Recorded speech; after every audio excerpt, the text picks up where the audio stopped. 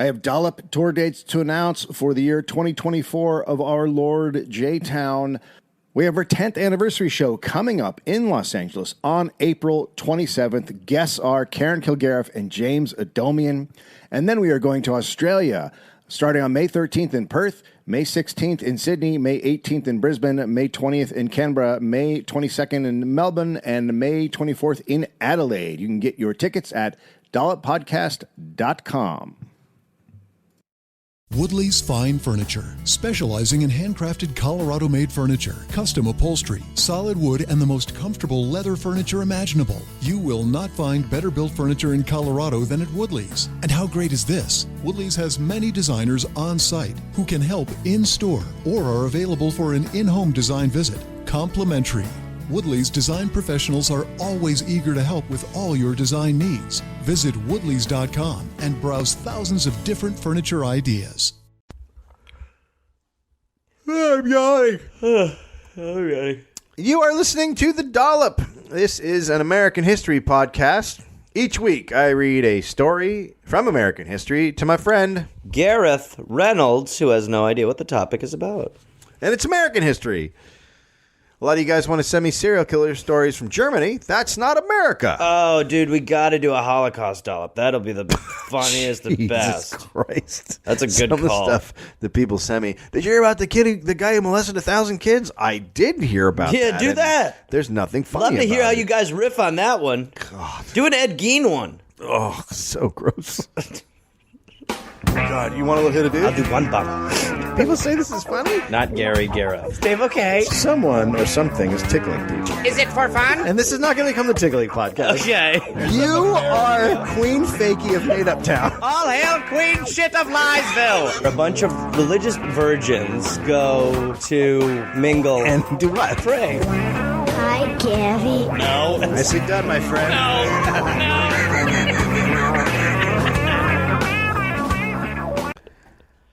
June 28, 1813.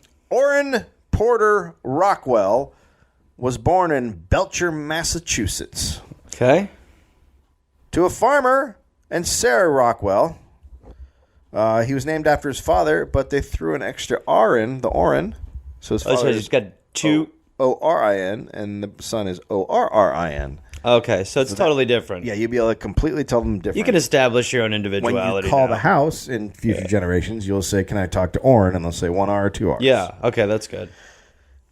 He was the second of 9 sons and daughters. When he was 4 years old, the family moved to Palmyra, New York, 10 miles away from what would become the Fox sisters' house. Remember the Fox sisters? Which ones From were they? the spiritualist. Oh, yeah, right. And the Burned Over District. Sure. Very early on now, the Burned Over District. Central New York State was experiencing the Second Great Awakening, a time of numerous religious revivals by various denominations, especially Methodists and Baptists. Oh, man. So this is a point in America where the Americans are heading out into the madness of the wilderness.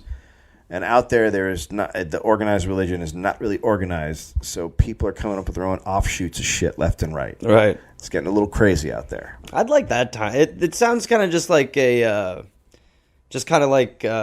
trade show. A little bit. Like it's kind of like we walk around a trade show a little bit. Yep. Kind of soak up what's going on. What are you offering? I'm offering a headless chicken. Oh, God, no. Farmer Olson. That might be in the future. No, that's the Okay. previous. Okay. In 1918, the Smith family moved in to the farm next door to the Rockwells. The Smith family was known to dabble in folk magic, such as divining or using a dowsing rod, and searching for treasure with a seer stone or a peep stone, which is either a clear stone to look into like a crystal ball or a stone with holes in it to look through. Yeah, good. So that's smart. science. Sort of like rock glasses, really. Do you know what science is? Yeah, science. That's science. This is obvious. If yeah, you find a rock with a hole in it, you can look through it to find everything's treasure. different. Yeah, That's how you find treasure. Of course, dude. Science. Any religion where you have to look through a hole in a rock to know more. Yeah. I'm out. Look, we found a treasure finding rock. We gonna be rich, Ma.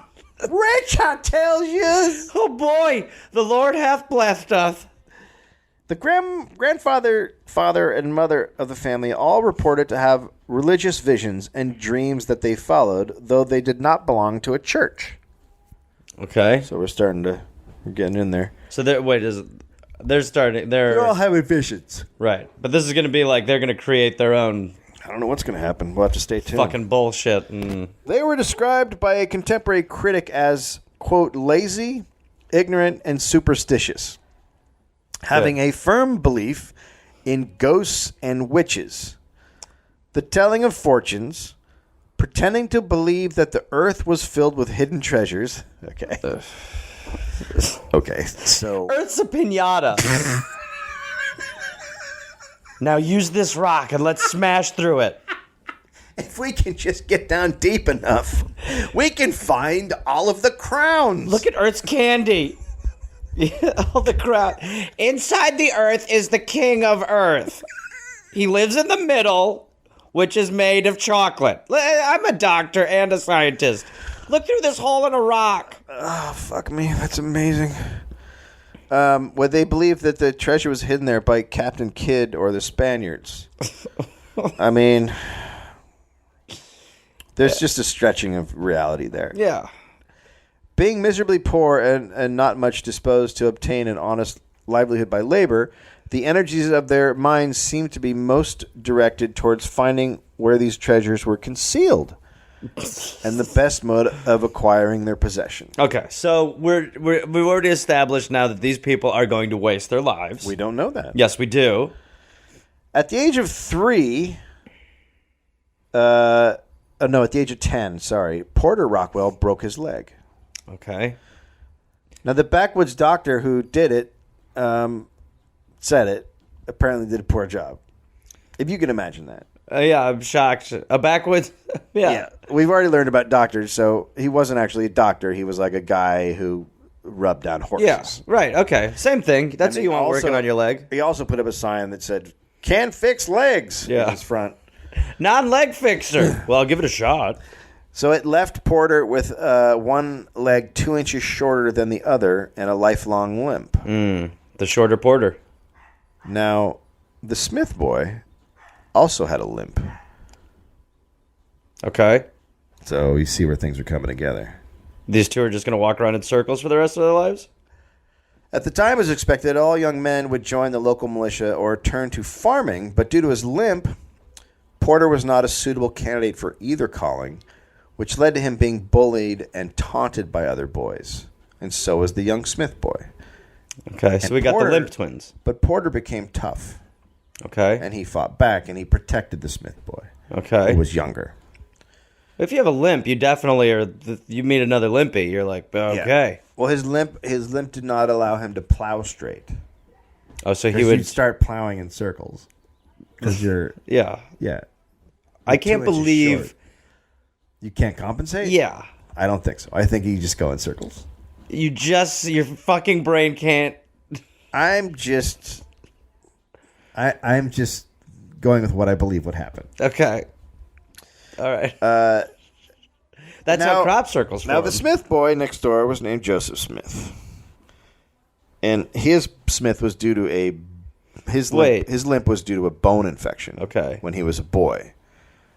He was 8 years older than Porter. And the two boys bonded over their limps. Okay. And Porter was the tough one. Joseph Smith had his first vision in the early 1820s. Quote, "I saw a pillar of light exactly over my head, above the brightness of the sun, which descended gradually until it fell upon me. When the light rested upon me, I saw two personages, whose brightness and glory defy all description, standing above me in the air. One of them spoke unto me, calling me by name, and he said, pointing to the other, 'This is my beloved son, hear him.'" So it's just kind of like the MC of the vision? Yeah. There's next to the vision. You're going to love your next visionary. This guy plays all over dreams and hallucinations all over the country. You're going to see me in quite a few visions. I work the circuit. I do a lot of announcing for a lot of visions. Yeah. Pretty popular at this point. All right, put your hands together. Do you know the guy who does the "Let's get ready to rumble" in boxing? I'm like him, but for visions in the 1800s. I'm that guy. Joseph and his parents considered this was a pivotal event in the history of humankind. Yeah, he had a dream. Joseph's vision. Yeah, he dreamt. Second only to the death and resurrection of Jesus Christ. Hey, you know what I mean? Yep. Second to that. That's pretty much, that's a normal way to look at it. Now, as a boy, Porter eagerly listened to the conversations between his parents and the parents of Joseph Smith, and he used to beg his mother to allow him to sit up and keep the pine torch burning in order to listen to young Joseph Smith tell of his visions, angels, and a gold book. Oh, yeah. He became so convinced of his friend's stories that Porter worked daily after farm chores, picking up berries and chopping firewood by moonlight, giving all his money to Joseph Smith to help print the first book of Mormon. No. I had a feeling. Porter was illiterate and would never be able to read the book. What a fucking... It's a pretty fucked up story right there. Yeah. He's just spending all his time to make money to give to Joseph Smith that he can't read. Right. Well, it's selfless. On April 6th, 1830, the Church of Latter-day Saints was organized, and Porter was baptized into it, making him the youngest Mormon to join the church on its very first day. He was 16 years old. But that's not really much of a record. What? Yeah, it's kind of an easy one to break also. Yeah. It would be like... You were just one of the first guys there. Yeah. Yeah, it's a bullshit stat. Yeah. That's a real beefed up stat. The youngest member in the church's history. Because he's the youngest one here. Yeah. No more statements and or questions. Persecution closely followed the new church, which led its followers to move regularly, first to Kirtland, Ohio, but their stay was very short there. Well, people fucking hated them, right? Porter was then sent with the first group of saints. Now, these people were all saints, the first ones. Yeah. No, because Joseph Smith had a dream. Yeah, well, you heard it. Yeah. And they were sent to Jackson County, Missouri in August 1831, which is a site Smith had selected for a new temple and designated Jackson County as the location of the millennial Zion, or New Jerusalem, and as the gathering place for the saints. You laugh at it, but this is no different than Catholicism or any other fucking thing. It's not. It's not. It's all the same. It is. It's just people making shit up. It is, but this is just so recent. It's a little recent. Very, very recent bullshit. I mean, there's holes in it when you really look at it. Listen, I don't know what's got more holes in it. This story or those rocks that we're going to go treasure hunting with. The Mormons then came en masse to Missouri. Now, the Mormonism was picking up at this point and becoming popular. Well, because it made a lot of sense. It did to me. There were over 1,000 on 4 settlements, which started to concern the locals. A lot of people have moved to Jackson to avoid religious bullshit, and now it had come to them. Yeah. And they certainly weren't down with what they considered a new and weird religion. Yeah. The locals looked upon the Mormons as un-American. They also accused the saints of slave tampering, which is do not tamper with my slaves. Yeah, what is slave? I mean, getting in the business of your slaves. Yeah, giving them money and ideas. Oh, yeah, right. Making them think that they're communicating with them like humans. Hey, you've been telling my slave that he's a person? Yeah, I have. The Lord said I should. Who's the Lord? Right over there, Joe. Yeah. Okay. That's Joseph. He had a dream. Okay. I had a dream, too. Now we're here. Okay? They were also concerned that the Mormons would ally themselves with the Indians. Now, Porter himself, as he grew older, made a peculiar Mormon. He enjoyed 3 activities that were condemned by the Mormons. Drinking, fucking, smoking tobacco, and swearing up a storm. He was also known to frequently snore so loudly during temple service that he became a regular source of amusement. Oh, there's old Porter snoring away. Oh, that limping, snoring loser. The tale of 2 boys. The Rockwells were part of the Big Blue Branch, and Porter operated a ferry on the Big Blue River with his father. Okay. Would he steal the? Would he be steering the boat in circles because of his Yes, leg? yeah, probably, because he's got the one smaller one. Their home was the ferrymaster's house over the mouth of the Big Blue River, where it emptied into the Missouri in Jackson County. It was here at the age of 19 that Porter met Luann Beebe. The two were married by the prophet himself. Ah, that's nice. Yep.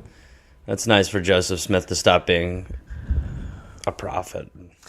Again, persecution came, but this time it was Missouri style. Mobs came through the Mormon villages and killed, tormented, and burned down homes. Now, okay. Uh-huh. Maybe a little out of line. Well, maybe a little over-aggressive. I mean, I don't know if they're really bothering people enough that you have to burn down their fucking houses. Just let them do their thing. And was that essentially it? Were they just essentially like, they're so fucking annoying? There are several reasons. I think I get into it here. Okay. So, the first attack that Porter and his father were assaulted at their ferry home. Which is a great name for a house. I wish it was Fary home. But it's not. It's the boat. Hello. Welcome. Soon after his first child was born, Porter returned home one day to find his wife sitting in a pile of rubble, victim of another Missouri mob raid. His entire home was gone, as with the contents in it. It was just trashed. It was at this time that Porter vowed from that day forth to never again be unable to defend himself or his family. Uh-oh. He practiced with pistols and rifles until he became a deadly shot. Okay. He even modified his pistols, cutting down the barrels and filing down the trigger guards so he could draw them quicker. Okay. There was also again, though, he'll always be aiming 2 inches to the left. Yeah, because he's the part shorty, half shorty. He's part short. There was also a split in the church at the time. Several high-placed church leaders were excommunicated. Things were getting tense now, both within the church and with the locals. Yeah. It was at this time that the prophet organized a band of men to obey the prophet, whether right or wrong. Okay. Yeah, that's an interesting. No matter what I do, that's definitely. You will defend me. Yeah, go ahead in the back. What if you kill my horse? That is one of those things. Whatever I do, I can do no wrong. What if you fuck my wife? I mean, whatever I do, that is just something that the Lord wanted. Okay. And you have to defend me. Okay. Even if it's anal. And by the way, I am going to fuck your wife. And kill your horse. Okay. This is a bad thing I'm entering into, it feels like. It feels like a bad gig for me. Drink this blood. They first called themselves the Daughters of Zion, but quickly changed the name to Sons manly. of Dan because it was a little more masculine. Sorry, to Sons of Dan? Sons of Dan. You gotta. That's why you always want to have five on the list of possible names. The Daughters of Zion. Okay, we're voting today. Gentlemen, everyone get around. We got 2 names on the docket. We got Sons of Dan and the Daughters of Zion. All right, so take your pick. You want a shit sandwich or puke pasta? Put the name in the hat there. We will pick a name tonight. What's good is we know they're both really good names. Can we not? I have a question. Can we not be named after girls? And then I have a follow-up question. Who the fuck is Dan? All right, there'll be no more questions. Let's get voting. The Sons of Dan. Dan is like worse. It sounds like. That just sounds like an ABC Family show. The Sons of Dan. You're watching the Sons of Dan right after the new normal. Sons of Dan will be right back, followed by an all-new Daughters of Zion. ABC Family Thursday nights. Its members became known as Danites.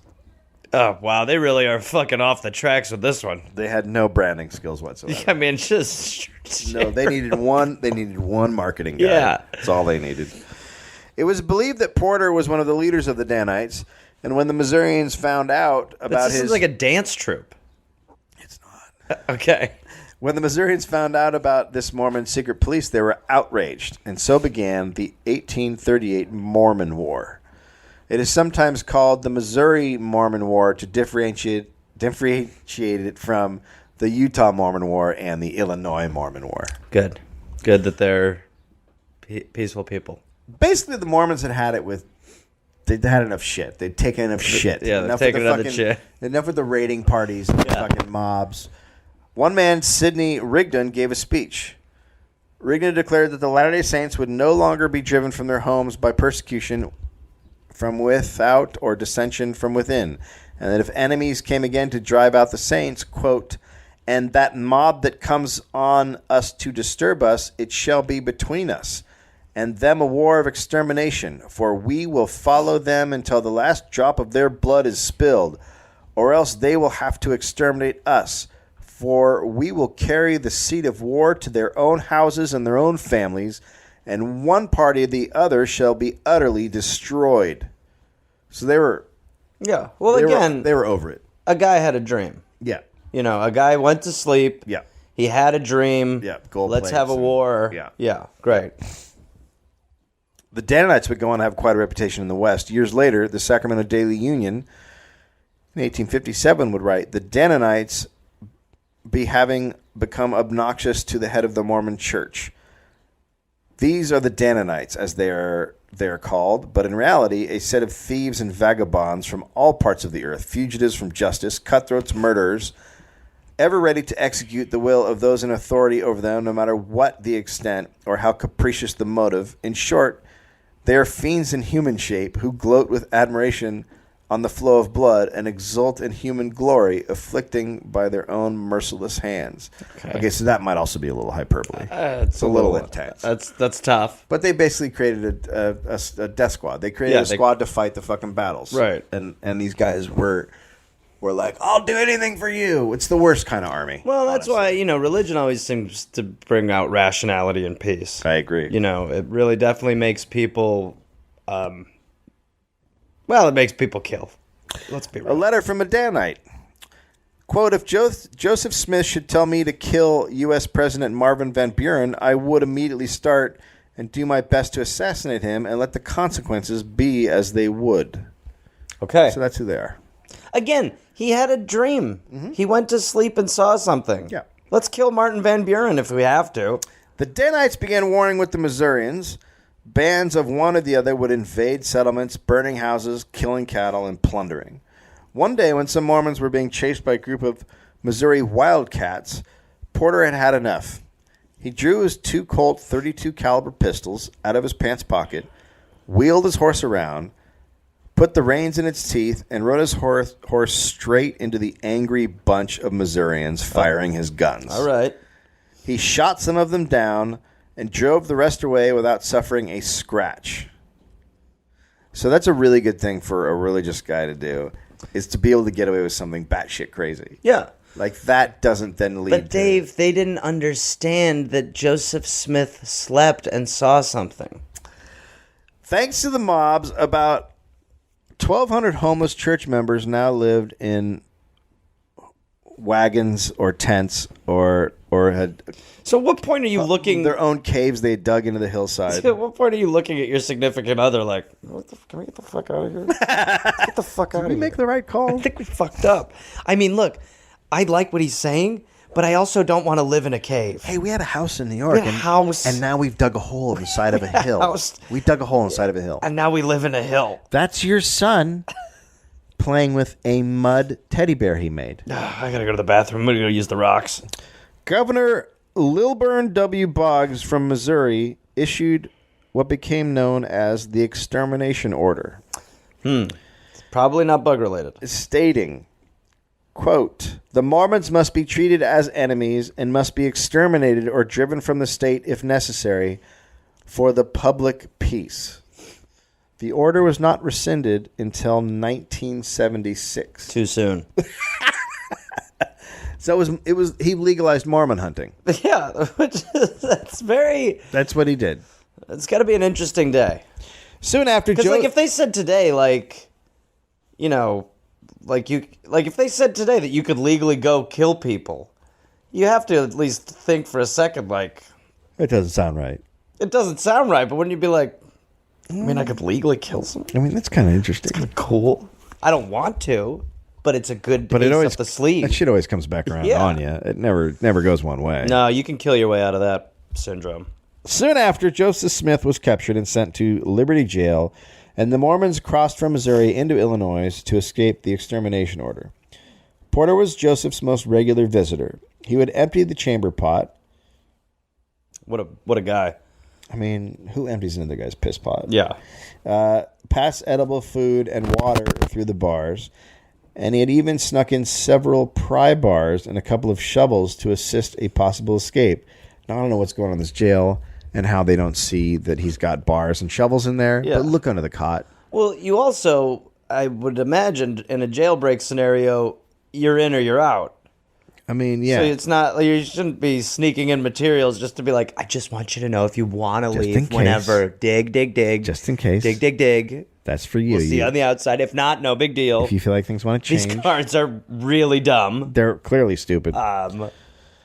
He continued sneaking stuff in until the day his shovel was knocked loose out of Porter's coat and hit the floor. Clang, clang. While the guards stood shocked, staring at the fallen tool, Porter fled out the open door, and that was his last visit to the jail. Over time, the guards at Liberty Jail finally became convinced of Joseph's innocence, and they allowed him to escape and even let him buy one of the guards' horses. Okay. The Saints began buying swamp-infested land and built the city of Nauvoo, Illinois. In 1840, Joseph Smith was asked Rockwell to be one of his Nauvoo bodyguards, and Porter accepted and replied, "Your enemies are my enemies, Joseph." All right. The Mormons built up their new colony, again, clearing ground and building cabins, and were granted a charter for their city of Nauvoo, allowing them a city council, a municipal court, and a militia, quote, at the disposal of the mayor in executing the laws and ordinances of the city, and shall be entitled to their portion of public arms. The state of Illinois gave them 3 cannons, 250 rifles. And because Missouri authorities and bounty hunters were after Joseph Smith, Porter Rockwell was his main bodyguard, and prophesied that former Missouri Governor Lilburn Boggs would, quote, die by violent hands at the end of the year, and that the destroying angel would do it by the right hand of his power. It's pretty... Destroying angel was Porter's little nickname. Oh. Well, that's an easy prophecy to make real. Yeah, I think you're just saying my guy's going to kill him. Yeah, they really put a lot of bells and whistles on that. They certainly did. Yeah, they really dressed that pig up. A lot of bells and whistles. February 1842, 2 years after Governor Boggs had left office, Porter traveled back to Independence, Missouri with his wife, pregnant with their 4th child who wanted to visit her parents there. He got a job working with horses under the assumed name of James Brown. Wow. You did not know this was going to become a music story, did you? No, I can't wait to see. So now this starts... Is it true that he was the hardest working man in Mormonism? That's what we're going to get at. Okay. Then someone shot through the window of the home of Governor Boggs, who is no longer Governor Boggs. He's ex-Governor Boggs. Yeah. But someone shoots through the window. Boggs was hit by large buckshot in 4 places. 2 balls were lodged in his skull, another lodged in his neck, and a 4th entered his throat, where Boggs swallowed it. Weird choice. Yeah. He could have spit it out. Spit. Or swallow it, whatever. Boggs was severely injured. I think we already... I didn't have to say that, because that seems like... Yeah. No, when you said the 2 balls went in the back of his head. Yeah. Several doctors, Boggs' brother being among them, pronounced Boggs as good as dead. At least one newspaper ran an obituary. But to everyone's great surprise, Boggs not only survived, he gradually improved. It's a shame, because if he was in that weird limbo where his brain wasn't really working, the tour that he could have gone on, the money that they could have made, yeah, parading him around the country, the headless monster, for nickels. May 21st, the Quincy Herald Whig newspaper reported, there are several rumors in circulation, one of which throws the crime upon the Mormons. From the fact, we suppose, that Mr. Boggs was governor at the time, and no small degree instrumental in driving them from the state. Some Mormons saw the assassination attempt positively. I would say all. Yeah. I would say all. Let's be honest. Okay. An anonymous contributor to The Wasp, which was a pro-Mormon newspaper. Great name. Killing it with the names. Our paper's a wasp. We're the daughters of Zion. Meet the Danites. They're the police. The Wasp wrote on May 28th that Boggs is undoubtedly killed according to a report, but who did the noble deed remains to be found out. Noble deed. Mm-hmm. So it was pretty fair and balanced. Yeah, they seem like they're They're taking a side. Yeah, okay. That's cool. I love that a guy who's no longer in power got shot through a window, but okay. I guess that's noble. I mean, the whole idea of noble just changed quite a bit. But shooting a guy through a window. The valor of it all is it because 2 shots in the back of the head it's a beautiful just thing. very noble. Very noble. A recently excommunicated Mormon, John C. Bennett, made a number of controversial allegations that implemented the prophet and Porter in the assassination attempt, writing, quote, in 1841, Joe Smith predicted or prophesied in a public congregation in Nauvoo that Boggs should die by violent hands within 1 year. From 1 or 2 months prior to the attempted assassination of Mr. Boggs, Mr. P. Rockwell left Nauvoo for parts unknown. I was then on terms of close intimacy with Joe Smith and asked him where Rockwell had gone. Gone?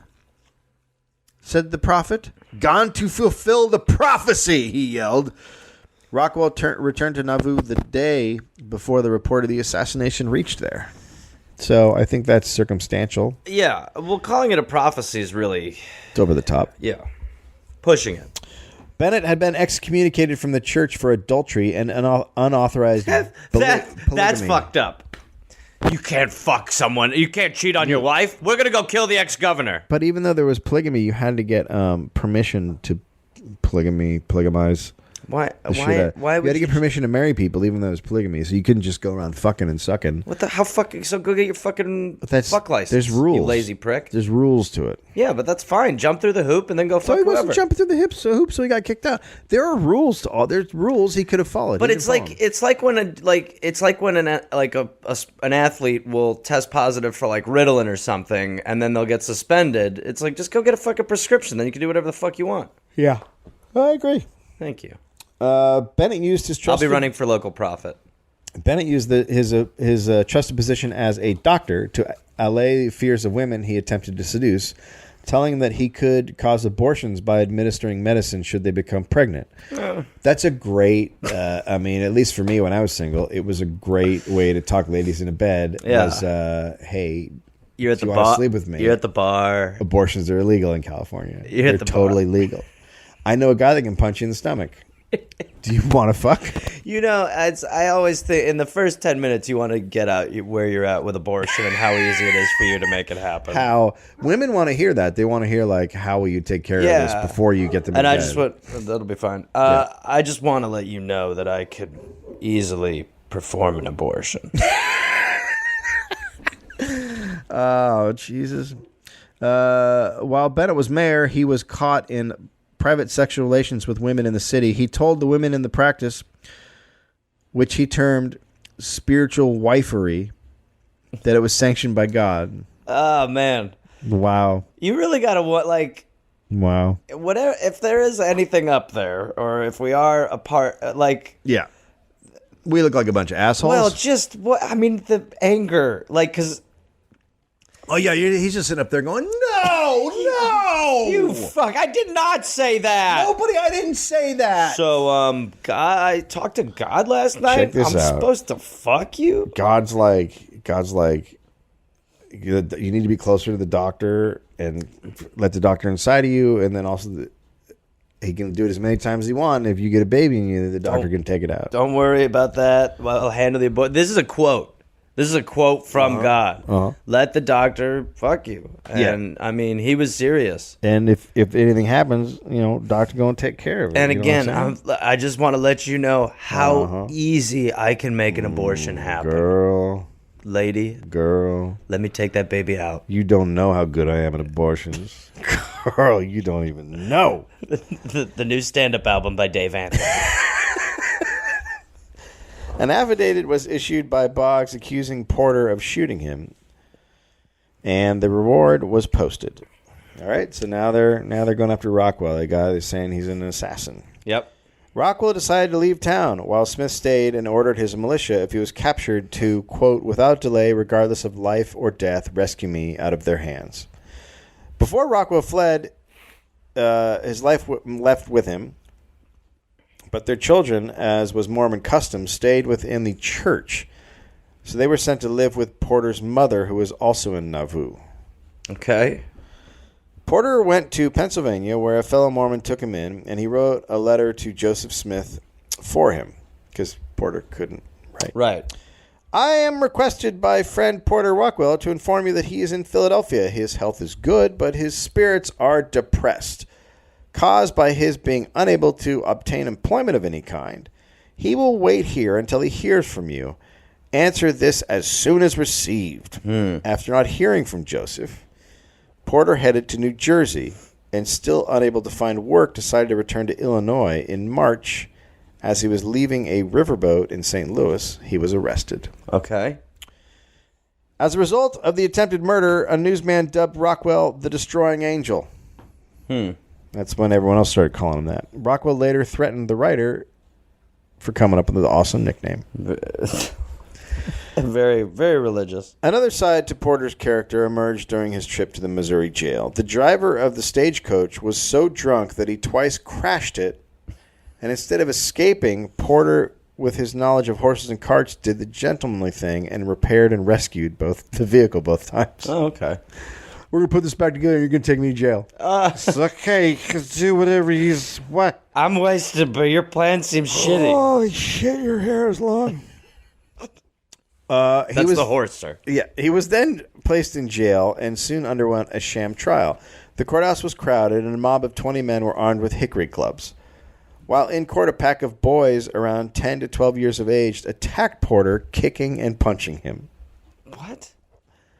Despite finding no crime... Court should be more like this. Yeah, this is not a This court. sounds good. Despite finding no crime against him, the magistrate committed him to prison for safe preservation. But it wasn't really a real trial. Safe preservation? Yeah, they were just they were like, you're getting beat up by people, so we're going to keep you safe. That 10-year-old just hit you in the face. Go to jail. You keep getting beat up in the court. I can't imagine what will happen outside of the court, so we're going to put you in the jail. All right. A family lived at the corner of the jail, and the woman, once in a while, used to send out a little black girl with a small basket. Okay. She would pass a big Missouri whipstock with a piece of twine up to the prison window, which Porter tied to the basket and dragged it through the window. Porter recalls of his time in prison. I made a pinhook and tied to the twine and baited with a chunk of corn dodger, hard enough to knock a Negro down with, and stuck it out of the grated window and fished for pukes, a derogatory term for Missourians.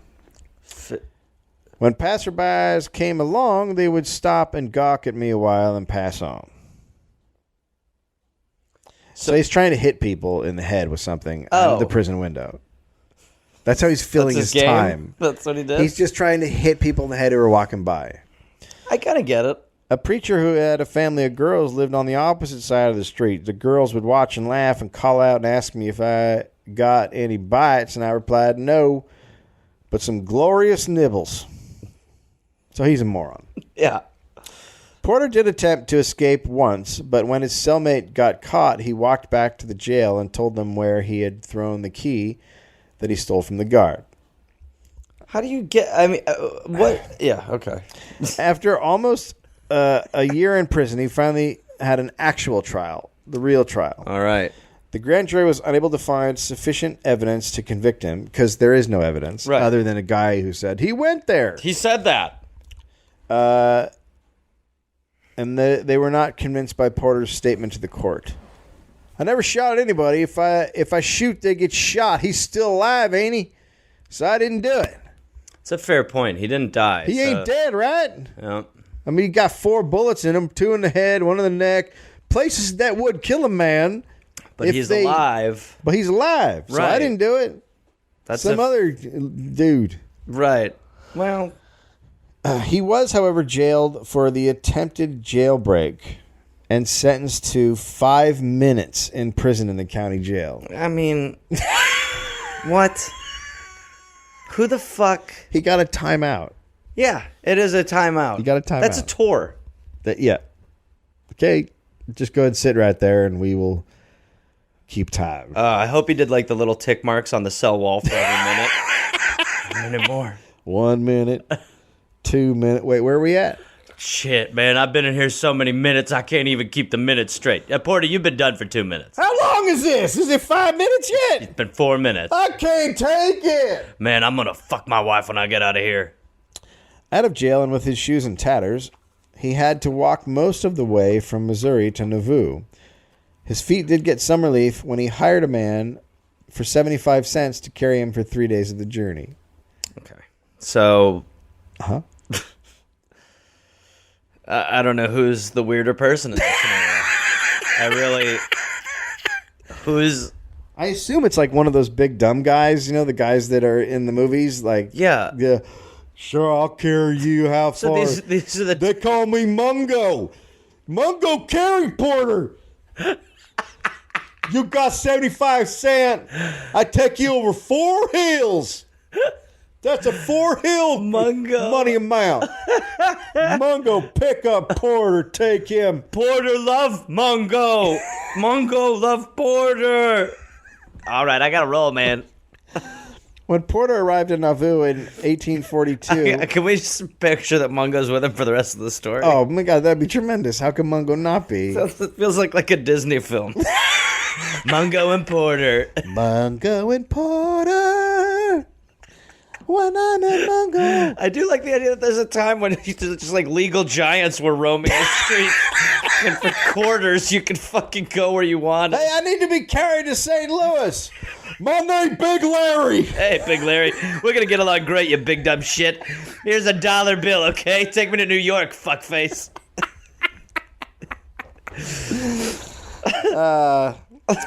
When he arrived in Nauvoo in 1842, it was Christmas Day, and he went straight to the prophet's mansion where a party was underway. Oh, good. Quote, a man with a long beard and even longer shaggy hair, apparently drunk, came in and acted like a Missourian. A scuffle ensued, and then the prophet had an opportunity to see the stranger's face. To his great surprise and joy, he discovered his old friend, Orrin Porter Rockwell.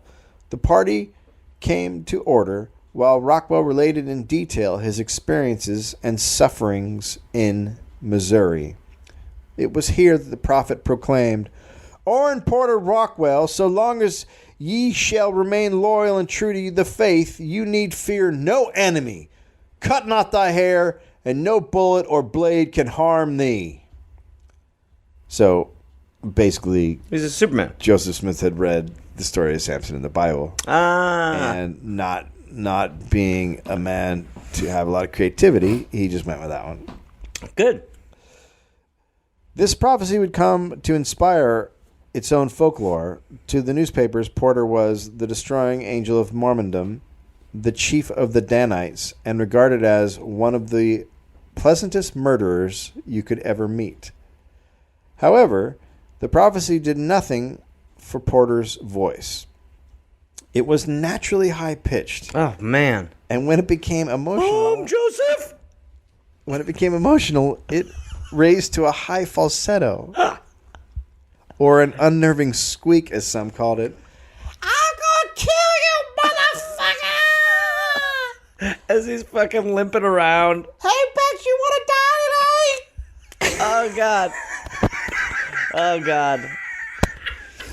What you say about Joseph Smith? How do you believe in God if you sound like that and you can't walk right? Porter settled in Nauvoo for some time and set up a saloon. I'm having the best time. This is great. Don't get me angry. You wouldn't want to see me angry. He set up a saloon in the mansion house of Joseph Smith. What? He set up... Isn't that one of the things? Yes. So what the fuck? Yes, but he got to do whatever he wanted. So he set up a saloon. He got to do whatever he wanted, and they were like, "You can do whatever you want." He's like, "Really? I can do whatever I want." Dave, I'm starting. Yeah, you can do whatever you want. I'm starting to think Porter's not a Mormon. So he's not. I don't think he believes. He's not a Mormon. I don't think he believes in this. He's a buddy. Dave, he's a buddy. He's not a Mormon. He's what we'd call bad cop. It seems very un-Mormon-like to set up a saloon in the prophet's house. I can do whatever I want because of the murder? Wait a minute. Attempted murder? How come I got kicked out for fucking that girl, and this guy set up a saloon in your house? Set up a saloon. It's not a wet bar. It's not a decanter. This is a saloon. In 1844, a rift developed between Joseph Smith and some of his close associates. Smith had them excommunicated. Oh, God, I really thought you were going to say executed. Oh. The men then published a newspaper with a lot of polygamy talk, and Smith's response was to have the paper's press destroyed. Now, so he's not only in the town, he's not just the religious leader, but he's also like mayor, like his official title. So He's as the mayor, king. he says, do that. Right. So, this did not go over well with the locals. Militias were mobilized. In the end, Smith and his brother Hiram Smith were arrested for treason. They were then killed by a mob while in custody in the city of Carthage, Illinois. Okay. So Joseph Smith and Hiram Smith are dead. In 1846, religious tensions reached their peak. And in 1848, mobs burned the Latter-day Saint temple in Nauvoo. So shit's not good. yeah, shit's hit the Bottoming out. yeah. shit's Joseph's not good. gone. There's a guy named Hiram who was fired. The death of the prophet turned Porter, as he was known, aggressive and even belligerent. So he went up a notch from shooting ex-governors and opening saloons in the house of the prophet to now being belligerent. He's Super Porter. He abandoned his first wife and children and then took the wife of Amos Davis at gunpoint. Wow. That's, he's getting I'm done better. with you. I'm taking that one. But she's my wife, sir. Not no more. Yeah. You seen Clint Eastwood movies? But, it is better than the abortion pickup Yeah, line. I agree with that. Just I have agree. a gun. I want you. Hey, that's my wife now. I want you so bad. I'm gonna put this gun in your husband's face. That a woman might find that back in the day. That might be like a thing. God. Oh, look at him. Look at the valor. Holy shit. Off the new prince. couple went, and within 2 months he was in the Nauvoo temple, escorted by Mrs. Davis. Which 3 days later, Porter's first wife was sealed to Alpheus Cutler in the same temple.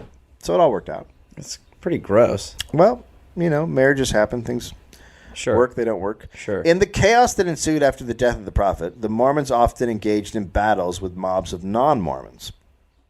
In September 16th, 1845, Rockwell was hastily deputized by the sheriff of Hancock County, Illinois. Not a good idea. The sheriff was a non-Mormon, but was friendly to the Mormons. Okay. There's a lot of politics going on. Yeah. The sheriff was being chased by an anti-Mormon mob led by Lieutenant Frank Worrell, Okay. who had been in charge of the militia unit that failed to protect Joseph Smith when he was murdered. Good. Yeah. They have a good track record. Yep. As soon as Porter was deputized, he fired a rifle ball into Worrell's gut. Whoa. A witness said of the victim, he jumped 3 or 4 feet into the air and rolled away from his horse dead. Jesus. Okay, you're a deputy. Okay, go. Boom. Deputy. Yeah, sorry, legal. Fucking asshole. This incident did nothing to improve relations between the Mormons and their adversaries. Why not? I don't know. Weird. A few days later, a mob of Mormons captured a man suspected of burning Mormon homes and castrated him. Jesus. Sliced his throat, cut off one of his ears, and shot him 2 or 3 times. Okay. Honestly, Overkill. yeah. Literally. Castration was enough for you? They're going to kill him. It's Fuck it. bad. Leave the ear. All those things I described were bad. Yeah, but if the ultimate... If the end game is death, let's just get to it. I'm not going to argue with you. I need to remove a man's testicles. The Mormons... And his ear. Well, because That feels like it was last minute. if it's... The ear. It's just kind of one of the heat of the moment Hey, execution. let's take that thing off. Fuck it, let's get the ear too. Balls were so fun. The Mormons realized, if you cut a guy's balls off, you got to pull him down. Like one guy has to hold the sack, and the other guy has to slice. Or you could do it yourself, but you do have to hold the sack Well, somebody's got to watch the guy. because you can't just cut off balls with a knife without the sack being taut and ready to go. Oh, dude. So you have to pull it down and saw it, dude. or else you're just like slapping at drapes with a sword. Somebody just dropped their sandwich listening to this. Mormons realized they had to move again to avoid further persecution. The prophet's successor was Brigham Young, who stated that God inspired him to gather his people and to head west to Utah. Porter agreed to be a bodyguard for the new prophet, and when the Mormons began their exodus, he was given the important task of carrying messages between those already on the way and those who had not yet departed. The logic seems to have been that he would be hard to stop along the way. So I think they were going with the idea that he couldn't be hurt. I think they were still like, that one can't be injured. And then, but if you're the prophet, wouldn't you say, I can't be injured? And then you couldn't be killed? Like, wouldn't you also say that about yourself? Yeah.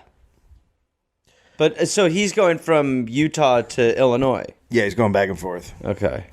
While delivering a message, Porter was captured by Gentiles in Nauvoo. And when the Illinois sheriff frisked Rockwell, he discovered that Porter was carrying enough firepower to get off 71 pistol rounds before he would have to reload. Whoa. That would have meant he had 10 to 12 loaded guns. Jesus. Plus he had ramrods, nipple pricks, wadding. Nipple pricks? I don't know. It's something to do with a gun.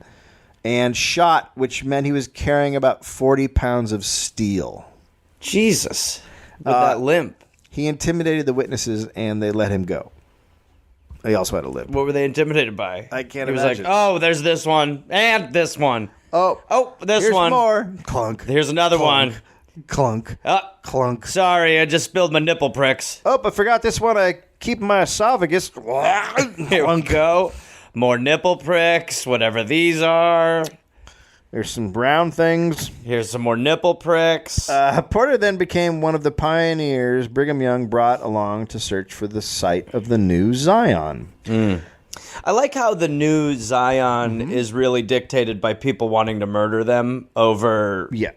You know, you would think it would be a little more... Well, the new Zion isn't a place where people are burning their houses down. Yeah, right, exactly. The new Zion is kind of wherever anyone will just leave them alone. Yeah. Is Zion. Where you rest your head is Zion. Porter did much of the hunting and scouting on the trip. During the trip, some Crow Indians stole 50 head of cattle from the expedition. God, these Indians. So Porter went out by himself and got 8 of the cows back. Jesus. During the main Mormon exodus, travelers were assigned specific tasks. William Clayton was appointed company scribe and was expected to record an accurate description of their journey and the distance they traveled each day. After 3 weeks, Clayton grew tired of personally counting the revolutions of a wagon wheel and computing the day's distance by multiplying that count by the wheel's circumference. So they had the guy who was traveling with them who they made count the turns of the wheel all day. So could you imagine that's your job? No. Just counting the fucking... No. No is the answer. After consulting with Orson... I'd be like, I'm going to find a different religion. Okay, so I guess there were 40 or 800 turns. I don't want to be a Mormon anymore. Yeah. This is too much. See, I thought I was going to get a saloon. I thought I could be a Danite, but I'm counting wheels. Yeah. Okay, so fuck you guys. Later. After consulting with Orson Pratt, an accomplished mathematician, Clayton designed a mechanism consisting of a set of wooden cogwheels attached to the hub of the wagon wheel, with the mechanism counting or recording by position the revolutions of the wheel. Okay. Clayton's design was called the rotometer, and it is the basis for most modern odometers. Yeah, all right. How about that shit? All right. Little sidetrack. There we go. In 1847, Salt Lake City was barren, and the Mormons arrived with very little. It was a desperate time, and eventually an expedition was sent to California to try to purchase much-needed supplies, with Porter along as a scout. Okay. The planning of this expedition was utterly botched, and in the end, it wasted a lot of money without bringing in much in the way of food. Porter had parted company with the commander of the expedition to go on another expedition to California to collect tithes from the Californian Mormons. Tiths? I think it's cash, I believe, okay. tithe. Rockwell apparently tried panning for gold, but after finding the hard work of panning gold distasteful, he opened 3 saloons. Good. That's easier. He learned quickly that miners were not stingy when it came to alcohol. When Porter hauled whiskey from Sacramento by mule train, he would arrive at a hilltop above the town and blare his bugle. Okay. His partner at the tavern would then fire a shot in the air. It's all sounding really normal. Business. Sure. Classic business. Yeah, just like this is what they do with like a car dealership. Yeah. No, when they have a sale or something like that. Yeah, they'll horn and shoot. Horn and shoot. The old horn and shoot. Yeah, of course. Obviously, we're saying the same thing. Gold panners along the river knew it was time to celebrate. As time passed, the patrons were getting a little too rough, so Port took off and returned to Utah. For protection, he kept loaded pistols and a trained dog at his side. When he traveled on horseback, the dog rode behind him with its paws on his shoulders. Ooh, like that. So he's got the dog on his shoulder. Like that. It's a great fucking sign coming over the hill. You're like, holy shit, is a dog coming? And then it would be, oh no, there's a dog on a guy. I thought you were a floating dog. Now that guy rolls into town. Yeah. I'm listening to the prophet shit. Yeah, whatever that guy says. Guy's riding a horse and he's got a dog fucking tandeming behind him. You gotta. I'm a little more open. Yeah, I'm totally open. And the dog would also go and search the trail for trouble ahead, and it was trained to lick his face instead of barking when it returned. Okay, which was the silent dog alarm. It's an adorable alarm, is what it is. He invented the silent dog alarm. Oh, that as well. Which you can now get at Home Depot. Yeah. In 1849, Porter was named Deputy Marshal for the provincial state of Deseret. Is that another? Deseret was their ideal sort of state. So if you go look at old maps of Deseret, you will see it's a biblical. You will see like the state that like carves up large portions of Utah and like maybe Arizona and certainly a lot of Nevada. Like it's this giant thing that they wanted as their country, basically. Sure, their compound. The state of Deseret was a provincial state of the United States proposed in 1849 by settlers from the Church of Jesus of Latter-day Saints in Salt Lake City. The provincial state existed for slightly over 2 years, but was never recognized by the U.S. government. Why? I can't imagine why. Okay. I don't know. It seems like it's good. Yeah. It seems like there would be no issues. Just one more star. In 1850, he was appointed a Utah deputy sheriff for life, with territory-wide jurisdiction. I mean... Terrible. There is a story of a horse thief that stole one of the best horses in the valley. After Porter found the thief on the horse, the thief pointed his gun right at Porter. Porter was faster, though, and killed him first. A reward of gold was offered by the horse's owner, but Porter refused the reward, seeing it was just in the line of duty. Hey. That's how I do. It's my job. You don't got to pay me. I don't need no tip. I don't need your money. I don't need your money. You got a beer? You like that whiskey? Oh. Hold on, I'm going to go let my dog get the horse. Porter also led a volunteer company of 16 men to go against the Ute Indians to settle a contract dispute. Under the command of Porter, the posse tracked down 10 Utes and immediately charged. The Indians were soon taken prisoner and were being taken back to settlements. Oddly, the posse failed to disarm them. No, damn them, said Porter. We will make them pack their own guns. Questionable. I feel like not a lot of thinking went in that decision. No. Should we take their guns? Hell no, those are heavy. No, yeah. Make them carry their heavy, cumbersome guns. Wait. Do you see a problem with this plan? I'm in charge. Yeah. That is... The Indians soon fought back. What? Because they still had guns? Killing one of the posse, and all but 4 of them escaped. Okay. I can't believe that didn't go well. No. Well, you learned a lesson there. Take the guns. Take the guns. You take the guns. The heaviness doesn't matter. You take the goddamn guns. Port and some of the posse took the 4 remaining Ute prisoners to Skull Valley. Rockwell decided then it was unwise to turn the 4 men loose, quote, to commit more depredations and perhaps shed the blood of some useful citizen. Uh-huh. So the prisoners were, quote, sacrificed to the natural instincts of self-defense. Okay. They murdered them in the desert. That's interesting. And buried them. That's interesting. So if they had just taken away the fucking guns in the first place... I don't agree. You know? Okay. No. I still think if you really look at it, it's a good plan. These heathens who, if you take prisoner in a battle, they will try to kill you if you give them things to kill you with. That's how crazy... The nerve of these Indians. Just the fucking nerve. Also, when you say contract dispute, I think that anytime you hear that when it comes to Native Americans, what the dispute is that they are not signing the contract. Or they're holding to their part of the contract. Or they're just like, no, it's ours. This contract says we get half and you get half. Right, but now we want all and we want you to have none. Okay. In 1850... Quit disputing this contract. They're disputing. Listen to them. In 1854, Rockwell married Mary Ann Neff, who was about half his age. All right. She bore him a daughter in March 1855 and another in August 1856. Soon after the birth of that first child came yet another side to Porter's character. He had until then worn his hair very long, but during a trip to California, he met the widow of one of Joseph Smith's brothers, who had lost her hair from typhoid fever. Okay. Having nothing else to do for her, Porter cut his hair and made her a wig to replace her missing hair. Now, Sweet thought. I'm guessing that it looked really awesome Yeah.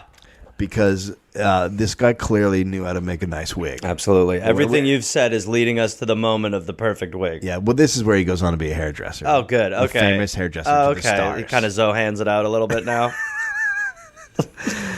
Porter then went into hiding for some time until his hair grew back, fearing that he might be able to be killed without his hair. What? Do you remember when Joseph Smith said the thing about his long hair and the Samson business?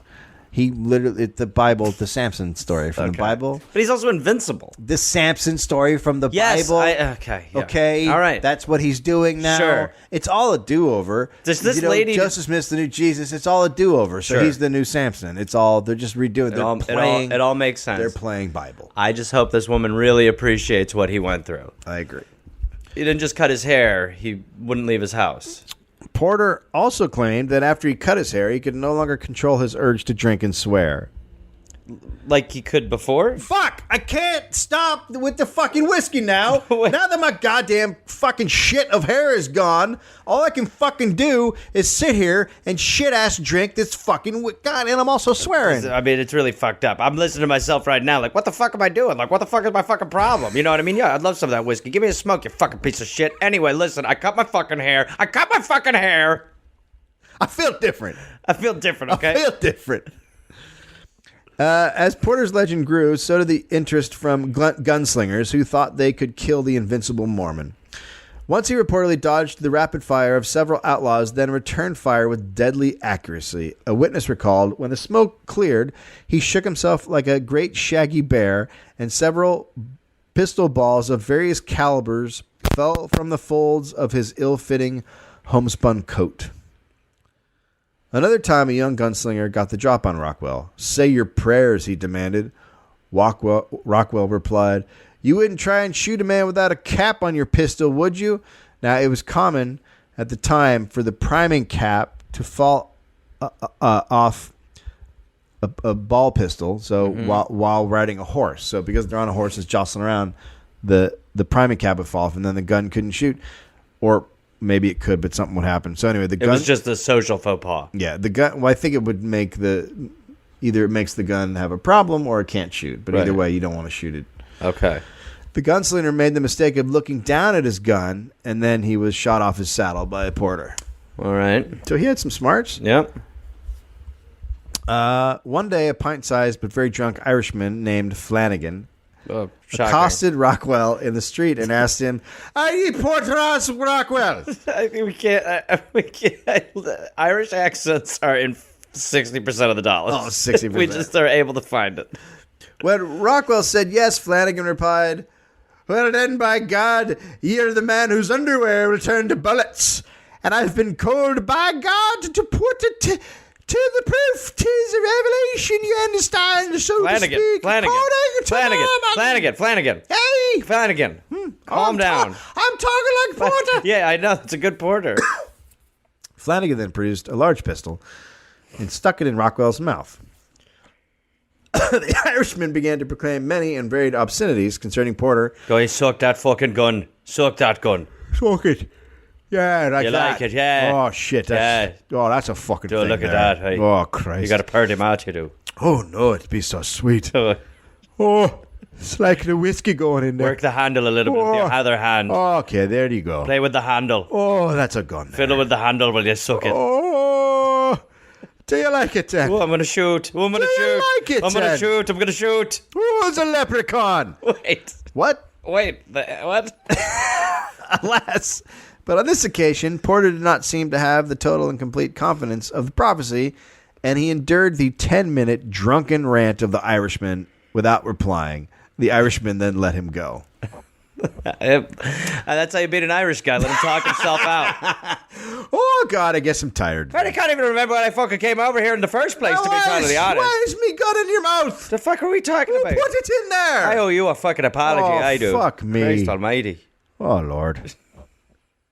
In 1857, the President of the United States, James Buchanan, thought there was a Mormon rebellion against the United States, so he ordered an army to come to Utah to fight against them and to replace Brigham Young as governor. But there wasn't any rebellion. So Brigham Young ordered Porter Rockwell to slow them down without killing any soldiers. Porter succeeded by visiting the government camp at night, silently tapping pins out of their wagon wheels, and scattering their horses. I mean, it's like it's a bad movie. Yeah, it is slapstick. In 1858, the conflict ended when they found out the Mormons were loyal to the U.S. government, and Brigham Young accepted President Buchanan's apology for his invitation. This would be known in political circles as Buchanan's blunder. Yeah. During the time Porter was involved in an attack on a half-dozen Californians known as the Aiken Party. The party consisted of 6 professional gamblers from California coming for the easy pickings of the rubes in Utah. My heart skipped a beat on that word. I hear you. They were attacked west of Salt Lake, and 4 of them killed instantly. The other 2 apparently escaped and were never heard from again. However, the testimony of Alice Lamb indicates they were killed and their bodies thrown into a large spring near the road. She adds that the party was only stunned by the first shot when Porter Rockwell stepped up, placed a pistol to one of the gamblers' ears, and said, "This never misses," and literally blew his brains out. So he just came up behind him, fucking blew one of their heads off, and then shot the rest of them. "This never misses." Boom. That's a good tag. Wow, it's a good line. The Mormons believed that the party of gamblers carried with them, quote, powders to drug Mormon women, and that they deserved death anyhow. Okay. So there were a bunch of Cosbys rolling in. Yeah. A fucking team of Cosbys. As relations between the Mormons and the U.S. government improved, Porter began to look for a way to pick up money. He started with a mail carrying service. Sure. I mean, what else? Yeah, well, we need more of those. And also opened up the Rockwell's Hot Springs Brewery Hotel. Wow, he's really he knows where that bread gets buttered. He certainly does. That would be the first brewery established in Utah. Porter brewed beer and a special type of Mormon whiskey called Valley Tan whiskey. Mark Twain reviewed the whiskey in his Wild West travelogue, Roughing It. Valley Tan is a kind of whiskey, or first cousin to it. Is of Mormon invention and manufactured only in Utah. Tradition says it is made of imported fire and brimstone.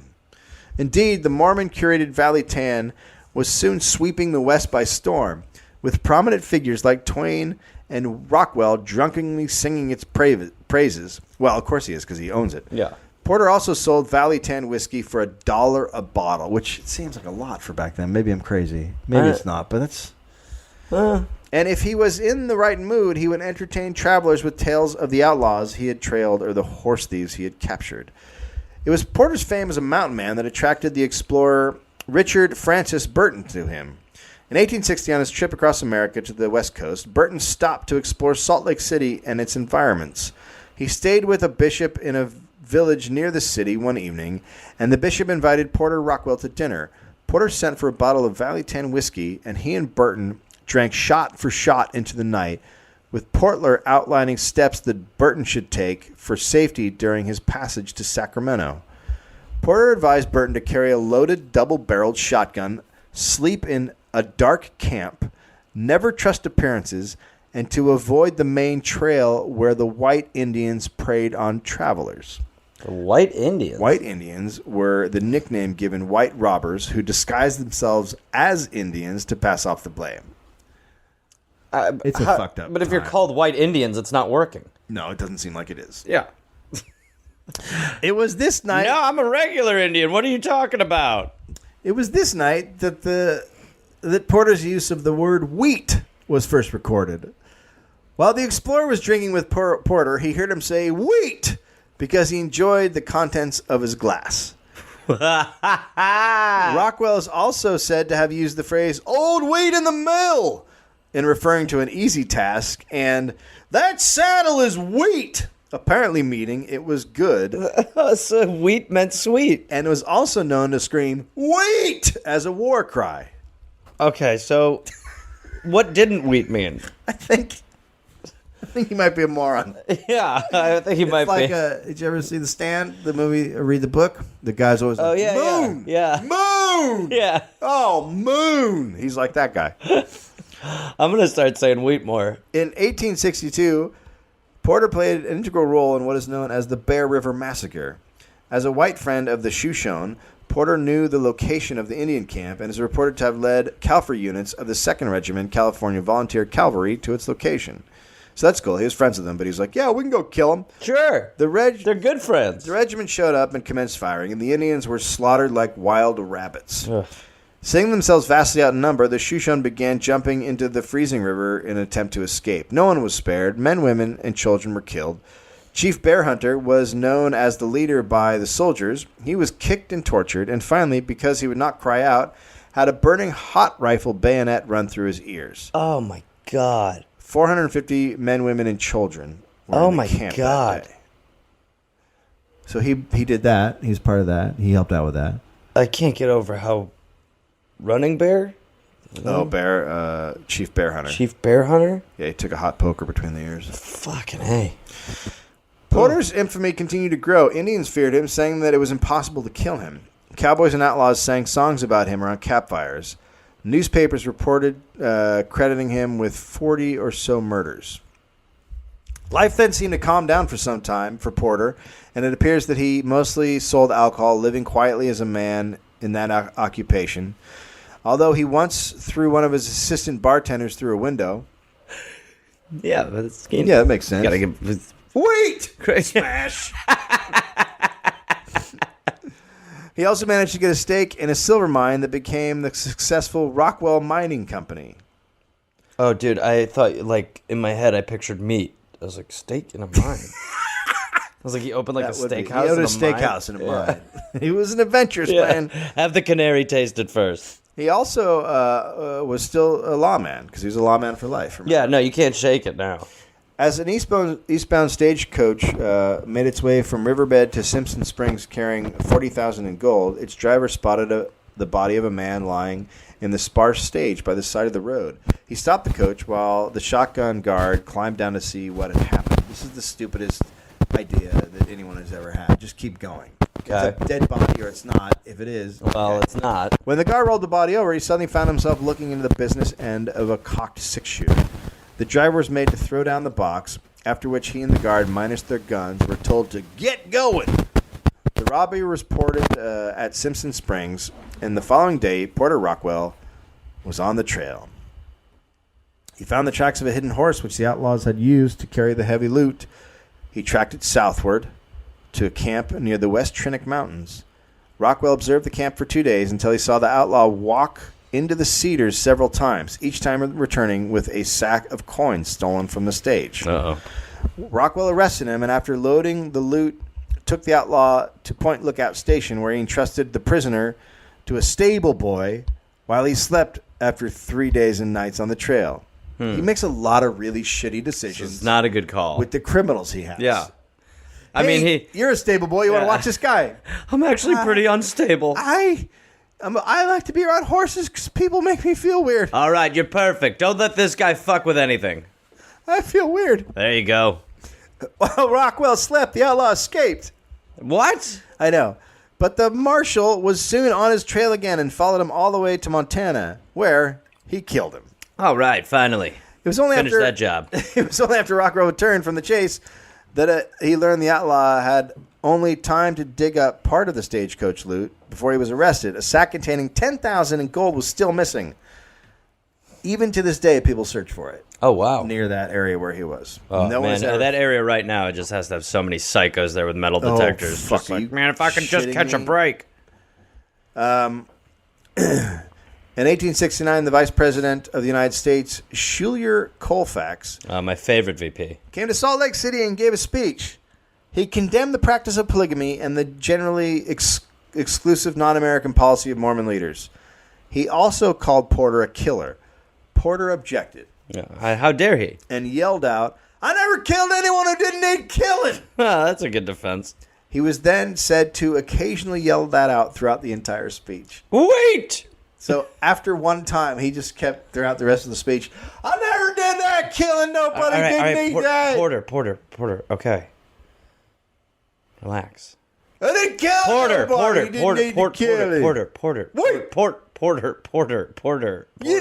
I did. Porter. Good reason. Porter. For the love of Porter. Wait. Wait. He took a fourth wife who was his former housekeeper. She was 34. He was 59. Gosh, They made 3 girls. Oh, Christ. Right, with the parts. I know how it works. One died after birth. This was pretty standard. Porter was never brought to account for any of his shit while Brigham Young was alive, because Brigham Young was like, "No, this is the fucking guy." Yeah. After Young died, however, Rockwell was charged with the murder of John Aiken and arrested in 1877. Lawyers attempted to prepare his defense, met with frustration. His answer to every question they asked was, "Wait! Did you No. just tell us about the Aiken situation?" Wait, that's not true. No, it's true. What? He just kept saying wheat? It's his personal response, which had several meanings, one of which was bullshit. Okay, so you come up on Aiken, and then what do? What? Wait! Wait? Oh, I dropped the ball there. Yeah, I'm sorry. You certainly did. You're tired. I am. Released on $15,000 bail, he died of natural causes in 1878 at the age of 64. Hey-o. Disappointing the many outlaws who wanted to kill him. Even though there were many attempts on his life, the prophecy of Joseph Smith still came true. No bullet or blade ever harmed Porter Rockwell. He is buried in the Salt Lake City Cemetery. From an obituary at the time, Porter Rockwell was that most terrible instrument that can be handled by fanaticism. A powerful physical nature welded him to a mind of very narrow perceptions, intense convictions, and changeless tenacity. In his build, he was a gladiator. In his humor, a Yankee lumberman. In his memory, a bourbon. In his vengeance, an Indian. A strange mixture only to be found on the American continent. That's from future leader of the church, Joseph Smith, at Porter Rockwell's funeral. Wow. Oh, this is from that. Right? Porter Rockwell was yesterday afternoon ushered into heaven, clothed with immortality and eternal life, and crowned with all glory, which belongs to a departed saint.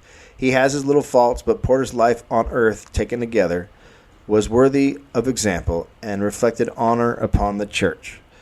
Though all his trials, he had never once forgotten his obligations to his brethren and God. At the time of his death, he was the oldest living member of the Church of Latter-day Saints. One of his old saddles is still on display at the Hutchins Museum. The stirrups are adjusted at 2 different lengths to accommodate his shorter leg.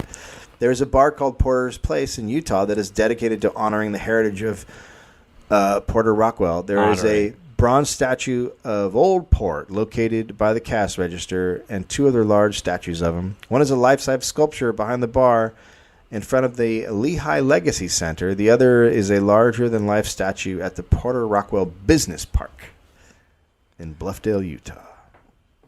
There he go. Wow. There he go. Why? Why? Isn't it weird how you can, like... It's just so fucking weird how... If it's under the guise of religion, then you're able to it's okay to murder. Like, then you don't, like, why is that? I don't fucking know. Why does this guy get statues?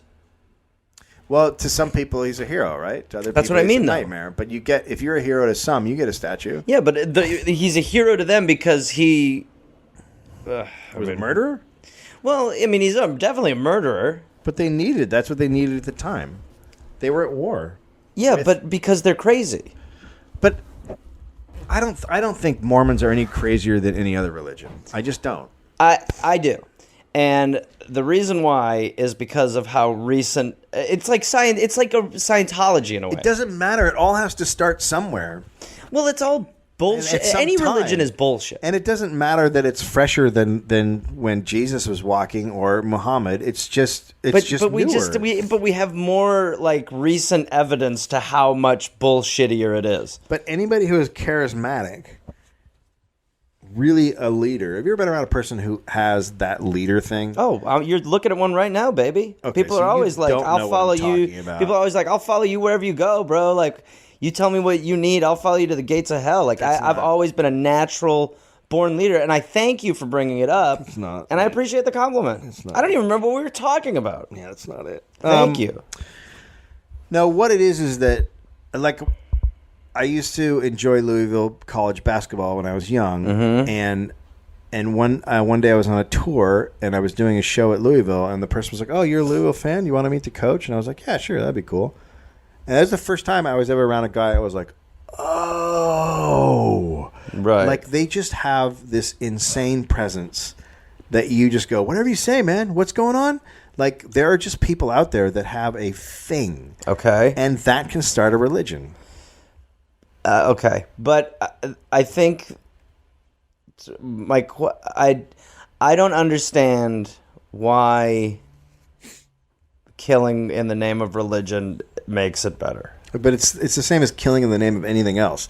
That's when people were all like, It isn't, though. I don't think it makes it better. Because I just O.J. think- Simpson's not going to get a fucking statue outside of O.J.'s bar. Yeah, but there are plenty of people who kill someone and are heroes. If you kill a child molester, you're or if you kill a gang jail. member who's a bad guy. Like, there's so many people who have been killed throughout history that has nothing to do with religion. They just kill someone else, and everyone goes, "Fuck yeah, that's how it should be." It's all the fucking time. But And I it think doesn't have to do with religion. I feel like as a society, the religious ones, we continue to celebrate. Like, you could publicly be like, Well, some religions we do, and some religions we don't.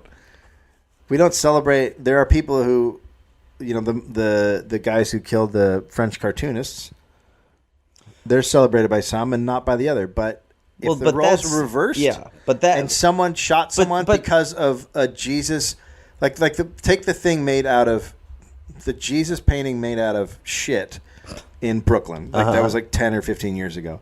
If someone killed that artist, don't you think there would be a shitload of Christians going? But Fuck that's yeah. but that's what I'm not saying that everybody, but that's why what is bothersome is that if it's your religion, Yeah. then killing is okay. But it's also if it's your town. If it's like if you are in 1942, take Oregon. You're in Oregon in 1942, and one of your boys or half your town comes home in coffins, and then a fucking Asian dude comes rolling through, and he's like, "Hey, can you help me out somewhere?" And they're like, "We're fucking interning you," and you shoot him. That town is like, "Fuck yeah, you did a righteous thing." Yeah. I don't think. I mean, you. But can it's use very religion as a reason very to much kill. religion. Well, Nothing's killed more people than religion. I agree with that, but I also think you can go through history and find shitloads of times when people just killed and everyone's like, "That was awesome," and it had nothing to do with religion. Someone should do a podcast about that sort of shit. All right, we tried. That was Porter Rockwell. Bug. Oh yeah, that guy has been fucking Kill around it. all day. Kill it. Oh, yes, it's Gareth. Not Gary, stop it. Gear Force, listen, I've got a bunch of stand-up shows coming up, and I want to see you there. We can hug. I will be at Rooster Teeth Feathers in Sunnyvale, California, April 18th, 19th, and 20th. Then I will be in Chattanooga, Tennessee, June 18th. I will be at Nashville, at Zanies, June 19th. I will be in Huntsville, Alabama, June 20th. I'll be in Atlanta, Georgia, June 21st, June 22nd. Then I will be in Pottstown, Pennsylvania, June 26th. Then I'll be in East Providence, Rhode Island, June 27th. Then I'll be in Boston, Massachusetts, and Boston, June 28th. That's 2 shows. I will be in Springfield, Massachusetts, June 29th, Rochester, New York, June 30th, and then July 5th through the 6th, Canada. I've heard your prayers, and I will answer them. I will be in Toronto. So come join me at the Comedy Bar. Go to GarethReynolds.com for tickets and information. That's right, Gear Force. We're calling you up. It's the big time. The big leagues. This went poorly.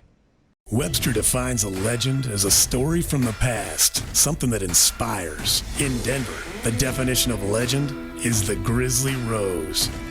The biggest names in country music have graced that legendary stage, including Garth Brooks, Willie Nelson, Faith Hill, Kenny Chesney, Waylon Jennings, Luke Combs, and even Taylor Swift. The Grizzly Rose is Denver's home for live country music 5 nights a week. See who's next and get advance tickets at thegrizzlyrose.com. Denver's true legend.